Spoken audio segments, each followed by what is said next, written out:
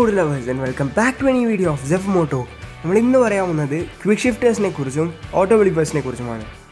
ക്വിക്ഷിഫ്റ്റേഴ്സും ഓട്ടോബ്ലിപ്പേഴ്സും use ചെയ്തിരുന്നത് motto GP ബൈക്സിലൊക്കെയാണ്.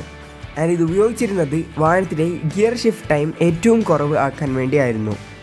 പിന്നെ ഇത് വലിയ സ്പോർട്സ് ബൈക്കിൽ വരാൻ തുടങ്ങി. പിന്നെ ഇത് അഫോർഡബിൾ വാഹനങ്ങളിലും വരാൻ തുടങ്ങി. ഇപ്പോൾ ഇത് വെറും ഒരു 155cc ഉള്ള R15 V4 പോലും നമുക്ക് ക്വിക്ക് ഷിഫ്റ്റേഴ്സ് ലഭിക്കുന്നുണ്ട്. ഏറ്റവും ആദ്യം നമുക്ക് ക്വിക്ക് ഷിഫ്റ്ററും ഓട്ടോബ്ലിപ്പേഴ്സും തമ്മിലുള്ള ഡിഫറൻസ് തന്നെ നോക്കാം. ക്വിക്ക് ഷിഫ്റ്റർ എന്ന് പറയുന്നത് ഗിയർ ബോക്സിൻ്റെ മേലോട്ടേക്ക് പോകാനില്ല, അതാണ് first to second, second to third and third to so on.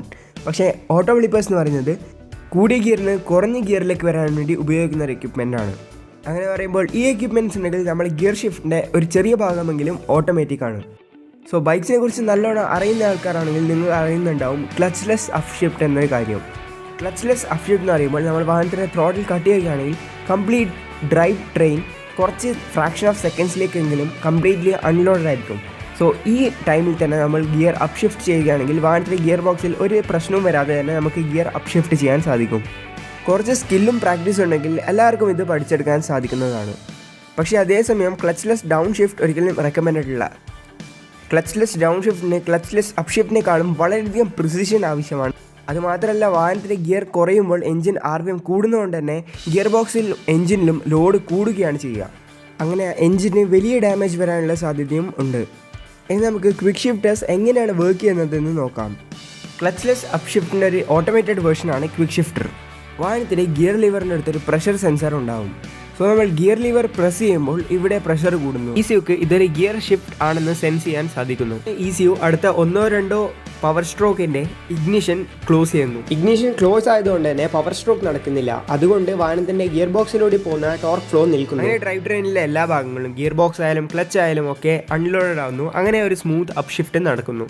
ഇതേസമയം നമ്മൾ മനുഷ്യന്മാർ ത്രോട്ടിൽ കട്ട് ചെയ്ത് തിരിച്ചു കൊടുക്കുകയാണെങ്കിൽ അത് കുറച്ച് സമയമെടുക്കും. സോ ഈ എക്യുപ്മെൻറ്റ് ഉണ്ടെങ്കിൽ സെക്കൻഡ്സിൽ നടക്കുന്ന ഈ പ്രോസസ്സ് നമുക്ക് മില്ലി സെക്കൻഡ്സിലായി ചുരുക്കാൻ സാധിക്കും. സോ റേസ് ട്രാക്കിലൊക്കെ വളരെ യൂസ്ഫുള്ളായൊരു എക്യുപ്മെൻറ്റ് തന്നെയാണ് ക്വിക്ക് ഷിഫ്റ്റേഴ്സ്. സോ ഇനി നമുക്ക് ഓട്ടോബ്ലിപ്പേഴ്സിനെ കുറിച്ച് പറയാം. ബ്ലിപ്പിംഗ് എന്നൊരു പ്രോസസ്സ് നിങ്ങൾക്ക് എല്ലാവർക്കും അറിയുന്നുണ്ടാവുമല്ലോ. ഒരു വാഹനത്തിൽ നമ്മൾ ഡൗൺ ഷിഫ്റ്റ് ചെയ്യുമ്പോൾ ആ ഡൗൺ ഷിഫ്റ്റ് ചെയ്ത ഗിയറിൽ വാഹനത്തിൻ്റെ എൻജിൻ ഏത് RPMലാണോ ആ RPMലേക്ക് നമ്മൾ വാഹനത്തിൻ്റെ ക്ലച്ച് ഡിസ്എൻഗേജ് ചെയ്ത് ത്രോട്ടിൽ കൊടുത്ത് നമ്മൾ ആ റെവിലേക്ക് മാച്ച് ചെയ്യുന്ന പരിപാടിയാണ് റെവ്-മാച്ചിങ് അഥവാ ബ്ലിപ്പിംഗ്. സോ നിങ്ങൾ ഒരു കോൺസ്റ്റൻറ്റ് സ്പീഡിൽ പോവുകയാണെങ്കിൽ മുന്നിലൊരു കോർണറൊക്കെ കണ്ട് നിങ്ങൾ ഡൗൺ ഷിഫ്റ്റ് ചെയ്യുകയാണെങ്കിൽ സോ അതേ സ്പീഡിൽ നമ്മുടെ എൻജിൻ്റെ RPM ഒരു ഡൗൺ ഷിഫ്റ്റിന് ശേഷം വളരെയധികം കൂടുന്നതായിരിക്കും. സോ ഇങ്ങനെ അഗ്രസീവായ ഒരു ഡൗൺ ഷിഫ്റ്റിനെ ഹാൻഡിൽ ചെയ്യാൻ വേണ്ടിയിട്ടാണ് സ്ലിപ്പർ ക്ലച്ചൊക്കെ ഉപയോഗിക്കുന്നത്. ഈ എക്യുപ്മെൻ്റ് ഒന്നും ഉപയോഗിക്കാതെ നമുക്ക് ഫോളോ ചെയ്യാൻ പറ്റുന്ന നല്ലൊരു ഡ്രൈവിംഗ് ടെക്നീക്ക് തന്നെയാണ് ബ്ലിപ്പിംഗ്. സോ ഇങ്ങനത്തെ അഗ്രസീവ് ഡൗൺ ഷിഫ്റ്റിൻ്റെ സമയം വാഹനം ഒരു ഡൗൺ ഷിഫ്റ്റിന് ശേഷം ഏകദേശം ഏത് RPMൽ എത്തുമെന്ന് നമ്മൾ കാൽക്കുലേറ്റ് ചെയ്ത് ആ RPMലേക്ക് നമ്മൾ എൻജിനെ ത്രോട്ടിൽ കൊടുത്തുകൊണ്ട് ഉയർത്തിക്കൊണ്ടിരുന്ന പ്രോസസ്സാണ് ബ്ലിപ്പിംഗ് അഥവാ റെവ്-മാച്ചിങ്. സോ ഓട്ടോബ്ലിപ്പേഴ്സ് ഇതേ പ്രോസസ്സ് തന്നെ ഓട്ടോമേറ്റഡായി ചെയ്യുന്നുണ്ട്. സോ ഓട്ടോബ്ലിപ്പർ എന്നൊരു ഇൻസ്ട്രുമെൻറ്റ് നമ്മുടെ വാഹനത്തിൽ ഉണ്ടെങ്കിൽ നമുക്ക് ഇതേ സാഹചര്യത്തിൽ ത്രോട്ടിൽ കൂട്ടേണ്ടയോ അഥവാ ക്ലച്ച് പിടിക്കേണ്ടയോ ആവശ്യമില്ല. ജസ്റ്റ് ഒരു ഗിയർ ഷിഫ്റ്റ് ചെയ്യുമ്പോൾ തന്നെ വാഹനം ഓട്ടോമാറ്റിക്കലി ത്രോട്ടിൽ കൂട്ടി റെവ്സ് മാച്ച് ചെയ്തോളും. സോ പലർക്കുള്ള മറ്റൊരു സംശയമാണ് ഇത് അത്രത്തോളം അത്യാവശ്യമാണോ എന്ന്. ട്രാക്കിലൊരു വാഹനം ഓടിക്കാത്ത ആൾ അഥവാ ഒരു റേസിനൊന്നും വാഹനം കൊണ്ടുപോകാത്ത ആൾക്ക് ഇത് അത്രത്തോളം യൂസ്ഫുൾ ആയൊരു ഫീച്ചറൊന്നും അല്ല. സോ ലോങ് ടൂറൊക്കെ പോകുന്ന ആളെങ്ങനെയെങ്കിൽ കുറേ പ്രാവശ്യം അപ്പ് ഷിഫ്റ്റൊക്കെ ചെയ്യേണ്ടി വരുന്നതുകൊണ്ട് തന്നെ ആ എനർജി സേവ് ചെയ്യാൻ നമുക്ക് ഈ എക്യുപ്മെൻറ്റ്സൊക്കെ ഉപയോഗിക്കാം.